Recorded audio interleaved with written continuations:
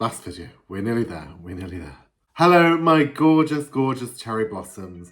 You're watching a new episode of ElliXia's Discography Dives, a series in which we delve into the discographies of some of my favourite artists. And this season, the favourite artist in question is... well, actually, I'll let RuPaul tell you. Sophie Ellis-Bextor. And this is a long overdue season finale of ElliXia's Discography Dives, Sophie Ellis-Bextor season. Yes, that's right, we are finally up to date. And this series was in the lead up to Sophie Ellis-Bextor's 7th studio album, HANA, which came out on the 2nd of June 2023. But instead, we reset the timeline, and this is now just a celebration of Sophie because that album came out a whole 6 months ago. Before we get into it, of course, I just have to say, in case it wasn't abundantly clear, I am, of course, ElliXia Q Valentine, the titular ElliXia in ElliXia's Discography Dives. If you like what you see, then feel free to give me a subscribe or a like or even a follow on my socials, which are in the description below.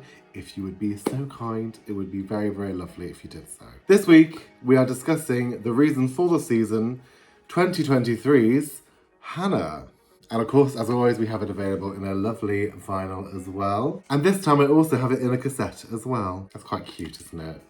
I do like this little cassette resurgence. I mean, I don't have a cassette player. I don't have a vinyl player either, actually. I just like to collect. This look is inspired by HANA. There's a lot of pink and blue sort of in the album's booklet. A lot of yellow as well, actually.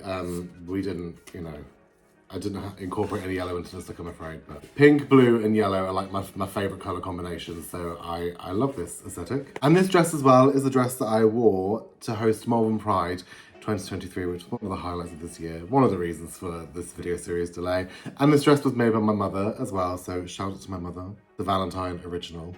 So as we established, HANA was released on the 2nd of June 2023 and it reached number 8 in the UK albums chart. So far it has given us 3 singles, Breaking the Circle, Lost in the Sunshine and Beyond the Universe. This album also has a deluxe version as well, which features a couple of extra tracks and a load of remixes as well. There isn't a physical copy of that to my knowledge.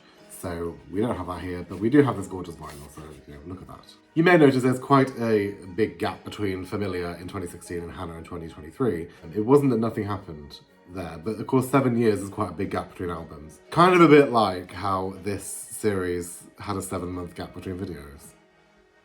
See, everything is just in the stars. Everything I do is intentional. I'm an artist. In between this album, Sophie did also give us an orchestral greatest hits album called The Song Diaries. This was released in 2019, and it's orchestral reworkings of her greatest hits. I'm not going to get a video of its own because every song bar 2 on this CD we've already covered in some form or another. The only songs that we haven't covered is there was a track called Love Is You, which is a cover of the Carol Williams song from the 70s. And then there's a cover on here of one of her songs with the audience, A Pessimist Never Disappointed. And we're not going to give this one its own video because I would be repeating myself basically. But yeah, it's a nice, decent collection, so cheers to the Song Diaries. Following the Song Diaries release and promotional cycle, work began on album number 7. HANA was inspired by a 2020 trip to Tokyo right before the world was flipped upside down and everything went into lockdown. Of course, Sophie Ellis-Bextor, the woman of the people that she is, decided to live stream a few sing-along sessions on Instagram during a pandemic. I remember it being a real unexpected highlight, and it became a routine that every Friday, at least for sort of like the first chunk of lockdown, every Friday she would do a kitchen disco, a mixture of her own songs as well as some other covers, and it would really be like literally like the highlight of the week because there was nothing going on. We were all stuck at home. And it was like the perfect tonic for that time because like it really was just a nice little feel-good session. And it resulted in quite a boost of popularity for Sophie as well, which made me very happy because she was doing a lot of her classic hits and I was like, it's about time people cottoned on to how good these songs are. This resulted in another greatest hits album, which was Songs from the Kitchen Disco. This is a compilation of greatest hits and a couple of new songs as well, all of which were covers. Again, it's not going to get its own video because we've covered most of the songs, but there are a few songs that we haven't covered, such as Crying at the Discotheque, a cover of My Favourite Things, Do You Remember the First Time, and a cover of True Faith as well. All very good, nice little package, and of course I love actually the cover art is a picture of her in her kitchen. This was a very important era for Sophie, I think, because it really did give her such a boost of popularity. She now has a radio show on Radio 2. It resulted in a tour as well, and we even got as well the live album of this, Songs from the Kitchen Disco, live at the London Palladium. Hopefully that explains the gap of time in between the albums. I feel like if the Kitchen Disco stuff and if lockdown everything hadn't happened, then we would have got album number 7 a lot sooner, but then of course we wouldn't have got it in the way we got it, so. And so to bring us to present day, we have Sophie's 7th studio album, HANA. And of course, HANA is the 3rd in a series of albums produced and written alongside Ed Harcourt. And I believe Sophie did say this is going to be the last one, for the foreseeable at least, because they're kind of like a trilogy for each other. And it's quite nice actually as well, because each of the albums has been inspired by a different part of the world, this time being inspired by Japan. Unlike the previous 2 Harcourt albums though, this is a little bit less inspired by like the folklore and fairy tales, and it's actually a lot more personal to Sophie. But we'll come to that in good time. Now let's dive in to the album's track listing. Up first we have track number 1, which is 1,000 Orchids. Instantly, this one is a favourite of mine. I really love this album, and I really love this song. It's got a synthy intro that's very sort of twinkly, it's very atmospheric, quite otherworldly as well. There's an immediate statement of intent as well actually, because the very first lyric is "You'll find no witches waiting here." So already it says the fairy tales and the characters from the last albums, we're not going to deal with that. We're going to give you something different instead. And I really love 1,000 Orchids. It's really beautiful. It's one of those songs that I think has a lot of room to breathe, and it builds up into something. It builds up into a climax. Lyrically, it's quite minimal. The choruses, doesn't have a lot of lyrics to it. There's quite a somber atmosphere to this song. I think it does reflect on sort of mortality. But the lyrics is so very human to love as if nothing will end. Another lyric is so very human to feel like we can't say goodbye. It's definitely very pensive and reflective. And I think it's a really beautiful intro to this album. When the synths kick in and it reaches this climax, it's a very beautiful moment. And I was really grateful that she did this one on the tour. Going into the tour that I saw last week, the Christmas Kitchen Disco tour, because of the way it was marketed, I didn't think we'd get much from HANA, but I was very glad that we got this song, and it really is a moment. I would actually love as well, because it kind of is the only song on the album that's of its ilk. I would love, of course, Sophie to do what she wants to do, but I would love it if she actually explored a bit more of the sound the next time around, because it really is lovely and it sounds like nothing she's ever done before. We move on to track number 2, Breaking the Circle, which was this album's lead single. And I really like Breaking the Circle. It does very much feel at home with sort of like the Familiar and Wanderlust era. But again, I like that because it's kind of a bit of a launching into the new album instead. Breaking the Circle, again, is quite philosophical and pensive in places. A lot of sort of questioning like the realities of life. And then again, going into new beginnings, breaking the circle. So often in life, we get stuck in negative circles and cycles, and it's very hard to break them, but it's very worth doing so, because if you don't break it, you're not going to progress any further. And this song very much is like going for, crashing through into a new unknown. And on a personal note, Breaking the Circle actually does have quite a personal meaning for me too. She released the song on my 31st birthday this year as well, so that was lovely. But also I remember the night before my birthday, I wrote a letter to just express a lot of frustration. I do this sometimes where I can write a letter about something, or maybe towards someone who has maybe upset me, or I have, a lot of pent-up feelings for, and I'll write a letter to be like, get this out of my system, purge it, you know what I mean? I did that the night before my birthday because I thought I don't want to be holding on to like the last year. I want to, start fresh and break the circle, as it were. I wrote this letter, and then one of the lyrics in the middle 8 is, don't want to live like days gone by, it's time to rip it up and let it die. And I was like, Sophie, are you reading my mind right now? Like, I was like, this is really weird and really like majorly coincidental that these are the lyrics that you're giving to me, because like, wow, this is so appropriate. Talk about meant to be. I've said this throughout the series, I'm often related to a lot of Sophie's songs, and this was one where I thought, wow, it really, hit me right there. Breaking the Circle was released on your birthday, says Elliot. Happy birthday for whenever that came out. February? March. And I love Breaking the Circle. I think it's a very great song. And we move on to track number 3, Until the Wheels Fall Off. This is quite a straightforward song in terms of its arrangements. It's up-tempo.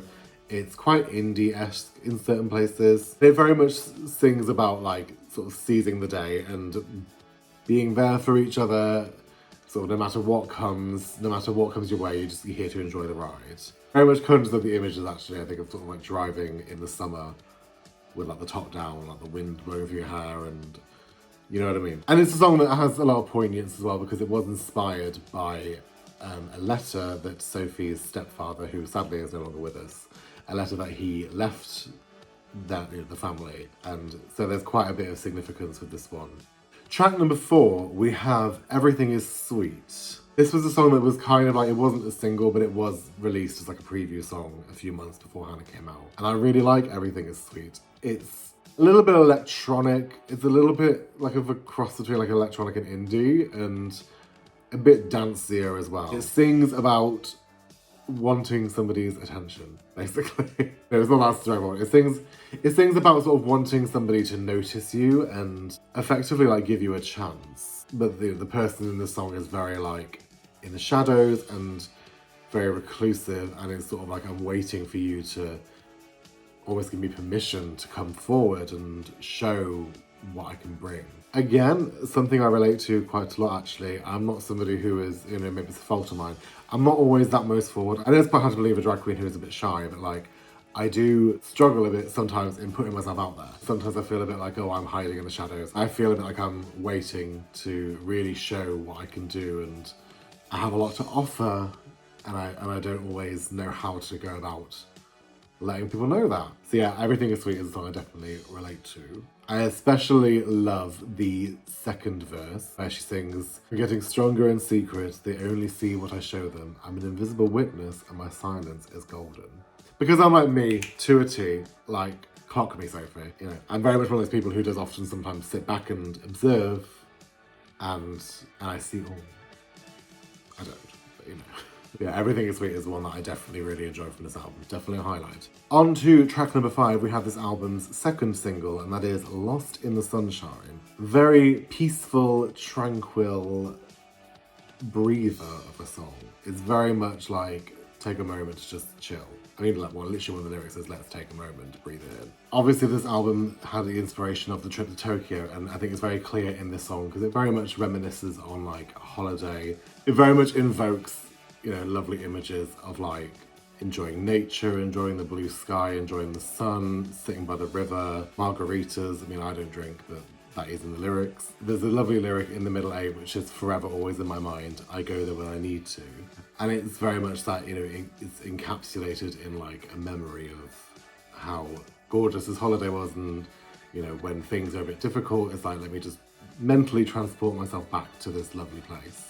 And it's a bit of a weird song to listen to at this time of year because obviously it's December right now, and it's, you know, to be lost in the sunshine, well, the chance would be a fine thing, quite frankly. But she tackled that very well on the tour because she had like a little bar on stage and like got her guitarist, and they sang it, and they were like, let's just pretend for a moment that we're on a cruise or, you know, on vacation somewhere. And Lost in the Sunshine has a lovely video as well that was filmed in Italy. It's very similar to, you know, the previous videos from the hardcore albums, you know, the videos that are very like gorgeous locales, great gowns, beautiful gowns. And I think Lost in the Sunshine is a lovely song. I look forward to the spring and the summertime when I can listen to it and fully relish in it, fingers crossed, because, you know, this is the UK I live in.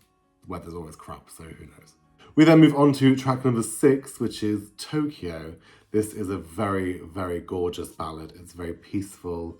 Again, it's very pensive and it's a little bit moody. There's a lovely use of guitar, and it very much, to me, invokes the images of like blossom, you know, blossom falling off the trees very slowly at sunset or maybe even sunrise. It's very peaceful, it's very slow.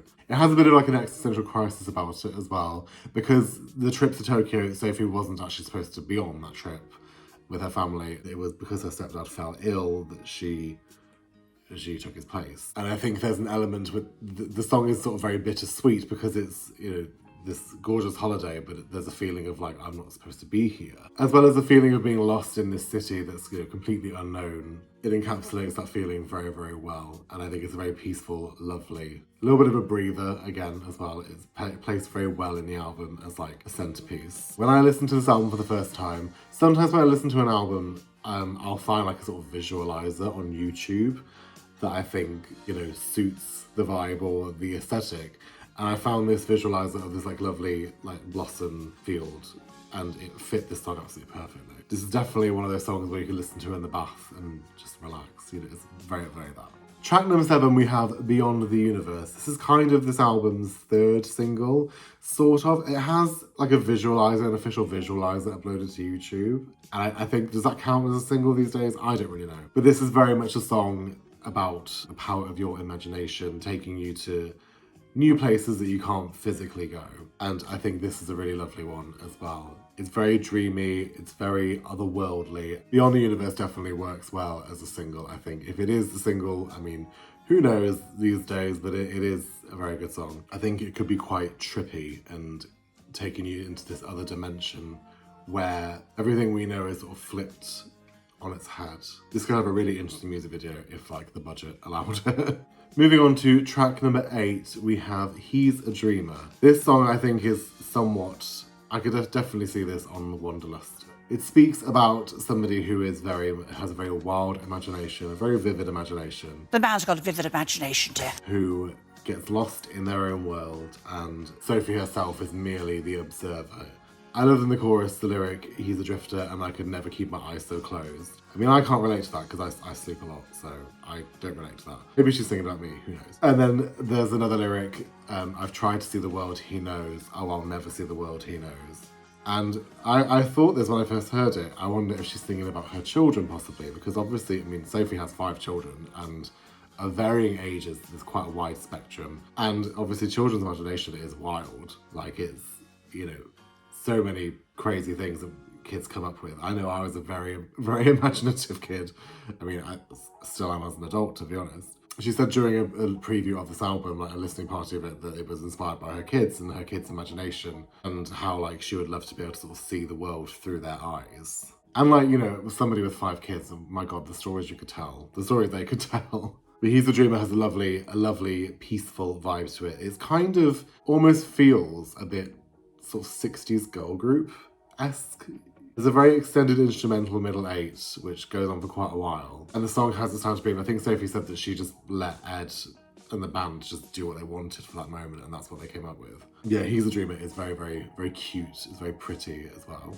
Moving on to track number 9, we have Reflections. This is a little bit more of a disco-infused song. I wouldn't call it like straight up disco, but it definitely has a little sprinkling of disco, you know, here and there. And subsequently, it was an instant highlight for me when I first listened to it. I'd love to hear like a disco-fied remix, like a fully cranked up disco-fied remix of this song. Lyrically, it's actually very relatable. The chorus is so crazy, in the mirror, I'm just looking older, not stronger. And I'm like, I mean, I feel that all the time. I know I'm still young, but you know, a lot of the time I feel a lot older than I actually am. There's a real sense of urgency with this song, you know, can you save me because there's always a reminder. Reflections of all that we've been through, there's quite a sort of weathered person who's seen a lot of shit and is very tired, basically. I think that's very reflective, you know, given the past few years, especially the time frame that this album was created in, you know, given the last few years, we've all seen a lot of crap, haven't we? I think Reflections is quite a bop as well. Like I said, it would definitely lend itself well to a remix like that. If any more singles happen from this album, I don't know if they will, but I think this definitely has the potential to be one. In the tour programme of the Christmas Kitchen Disco, Sophie did allude to going into a slightly more danceful direction for her next album if she chooses to do that. I think Reflections is a good start point because it still has that live instrumentation that's made these last 3 albums so great, but there's definitely a disco element to this one. And I think, you know, I love that kind of like disco but done with a live band. On to track number 10, and it is my favourite track on this album, and that is Hearing in Colour. I really, really, really love Hearing in Colour. Again, the first time I heard this album, it was an absolute standout for me. Some gorgeous lyrics. It's very much about, you know, being in love and how all your senses are very, very heightened, and I'm hearing in colour, I'm seeing in sound. A million shades in the spectrum since you came, a million shades in the symphony you play. I think it's a very, very beautiful lyrics. The chorus is actually very jarring because it's kind of like, the song is in major key for most of it, but then vocally the chorus is in minor key, but the instrumental kind of stays very similar to how it was before, so it's a bit of a jarring at odds moment. And the first time I heard it, I was a bit like, oh, is it meant to be like that? I don't quite get it. But it's meant to sort of represent like how overwhelming these feelings of love can be when you first experience them, because it's a bit like, oh God, what's that? So it is an intentionally jarring song. And I like how it progresses, and it progresses more and more as the song goes on. To the climax of the song, there's a hook of calling my name, and then it like explodes into this gorgeous disco moment. And then the last chorus is fully in major key, and it's almost as if like I've finally sort of, you know, adjusted to this, you know, this strange feeling. I've embraced it and now I'm loving it. I can just picture like loads of confetti and, you know, multicolored paint flying everywhere. I can picture it being a very lovely moment. And of course we add it to the ever-growing pile of songs that I would love to cover / do a performance with in some capacity. Like, I'm not one of those like lip syncing reveal queens, but I'd love to do it and just like have confetti like coming out of everywhere, and then for the last chorus just having loads of it and it all raining down. Maybe we'll make that happen one day, who knows. Not in these sleeves, because, you know, can't conceal anything in these, can you? And I think Hearing in Colour, actually, because this album came out in June, and I don't know if it's intentional, but I feel like it would make for a very good Pride song as well, because, you know, obviously Pride, huge emphasis on rainbows and you know, love and celebration, and I think it would work really well for that. On to track number 10. No, that was track number 10, the one I just talked about. On to track number 11, we have Broken Toy.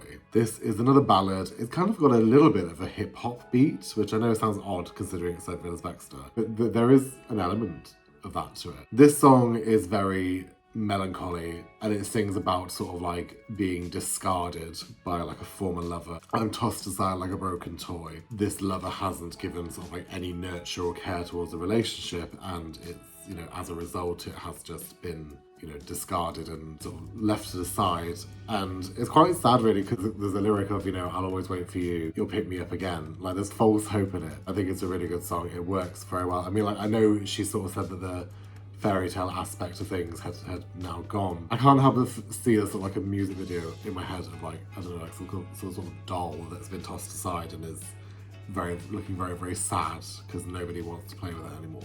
It's got like a music box quality element to it as well in the production. It's very sort of twinkly. It's very, very pretty, I think. And actually, it's probably one of the songs on this album that gets stuck in my head the most when I think of it. And the last song on the main edition of this album, we have got a few more in the bonus version, but the last song in the main edition is called We've Been Watching You. This is an interesting one because it's from the perspective of aliens that have been watching the human race and watching us, you know, totally mess up everything, as we always do. They feel kind of sorry for us. So they've come to Earth and they're like, right, we can't fix everything. The planet itself is going to be on repair, but we can take a few of you and like start somewhere new. I actually thought it's quite reminiscent of Come With Us in terms of its lyrics, because it's a bit like, you know, look, we can save you from whatever peril you're facing. And it's obviously a bit of social commentary because, of course, the human race is trash. We all know this.